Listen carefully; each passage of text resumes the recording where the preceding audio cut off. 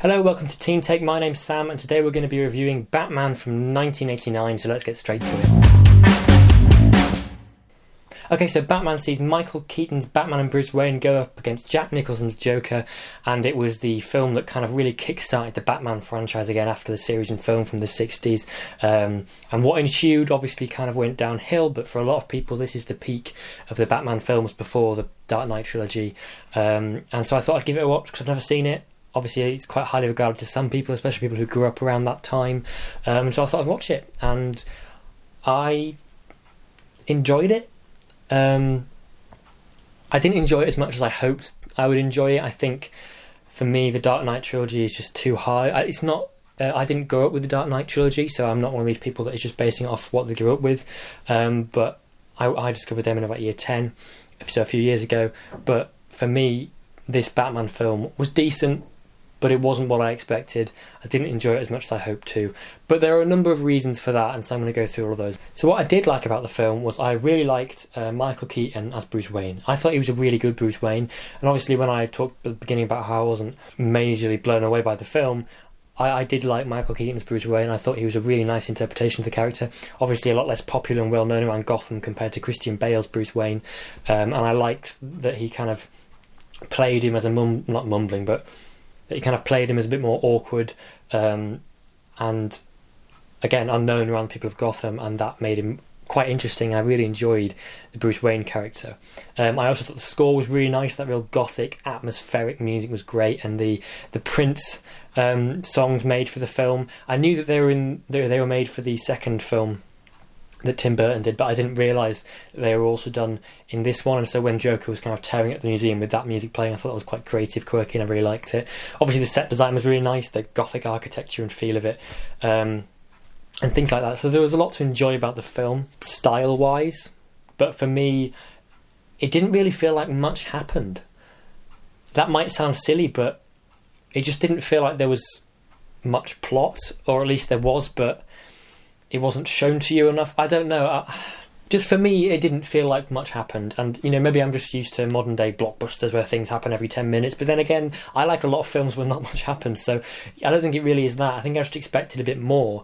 And like, there's one scene where Joker goes to Vale's apartment, finds out Bruce Wayne's there, and so kills him or thinks he's killed him and just leaves. Like, what was the point of him going there? Obviously, he was intimidating Vale and kind of seeming like he was going to throw acid on her face, but he didn't, and he just left, and I didn't really get the point of that scene. Obviously it meant Bruce Wayne could meet the Joker, because obviously the Joker killed his parents, so there was kind of that, oh okay, we're going to see a bit of that, but it didn't really feel like Joker had a plan being there.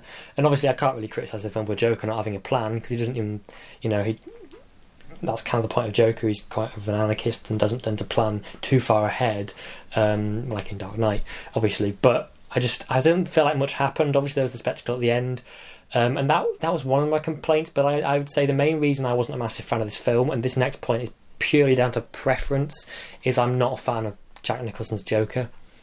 Obviously he literally plays the clown prince of crime in this film. He really goes down the clown route, which obviously is what a lot of the older Joker comics are like, well, comics with Joker in it, sorry. I understand why he did that, and I understand why a lot of people love that version of the Joker, but for me, who really likes Heath Ledger's Joker and Joaquin Phoenix's Joker, obviously quite different takes on the character, for me this one just didn't work. I wasn't as entertained. I think it fit the film, but because I wasn't a massive fan of it, it also meant that I didn't enjoy the film as much, and so that brought it down for me. And also there wasn't enough Batman. There's barely any scenes with Batman in it, and I was not annoyed but disappointed with that, because I really wanted to see Keaton as Batman, but we didn't really get much of that. Saying that though, I did really enjoy seeing him as Bruce Wayne, so I can't complain too much about that aspect. But I think a lot of this film comes down to preference and when you grew up with what films. For me that doesn't really factor into it, because I never really grew up with Batman. For people that grew up with this film and the following ones, I expect they would probably say this one is their favourite. And for people that grew up with the Dark Knight trilogy, they would probably say that those ones are their favourite. And so it really depends, and it also depends on preference and style, what you like. If you're a massive Tim Burton fan, you're going to like this Batman. If you're more into the realism style, you're probably going to like Chris Nolan's Batman more.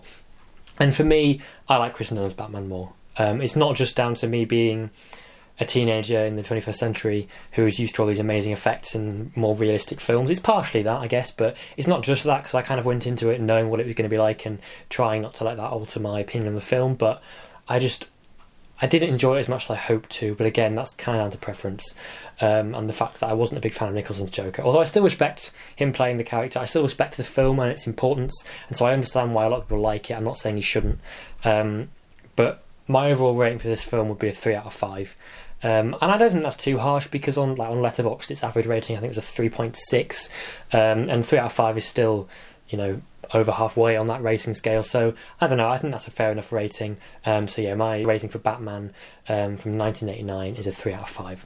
So if you enjoyed this video, make sure to check out other videos on the channel. You can also comment down below if you subscribed, like the video, and make sure to look out for my Tenet review coming in this week, because I recently got this on Blu-ray. I've seen it a couple of times in cinema. I'm going to be watching it again tonight and then reviewing it for you at the end of the week, so stick around for that.